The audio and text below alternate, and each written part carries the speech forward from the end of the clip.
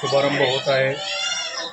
मागचे जवळपास 4 वर्षापासून माझ्या घरी मी स्वतः भागवत कथा ठेवत असतो आणि आपल्या या संपूर्ण जिल्ह्यातील सर्व माझ्या भिवंडी तालुक्यातील माझ्या या विभागातील सर्व वारकरी समाज एकत्र येऊन आणि या विभागातील सर्व नागरिक, सर्व पक्षीय पदाधिकारी या भागवत कथेचा आनंद घेत असतात।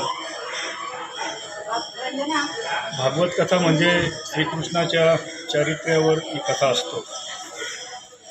श्रीकृष्णांचा जन्म असतो, गोकुळकला असतो, स्वयंवर असतो, आजच्या दिवशी श्रीकृष्ण आणि सुदामेची भेट असतो।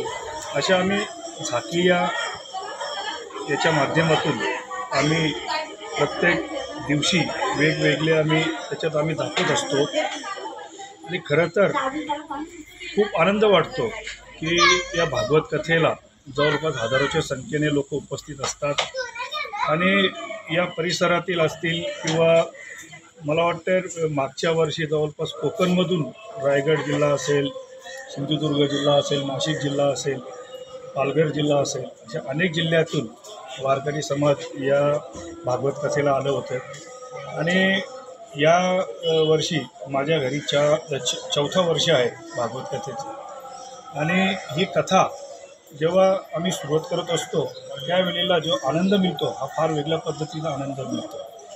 आणि जसे काय जेव्हा आता आजच्या दिवसामध्ये आमच्या या गावामध्ये या भागवत कथेचं आम्ही आता प्रदर्शन काढणार आहोत, प्रदक्षिण रॅली। त्या रॅलीमध्ये सुद्धा खूप भाविक या सोहळ्यामध्ये सहभागी होत आहेत।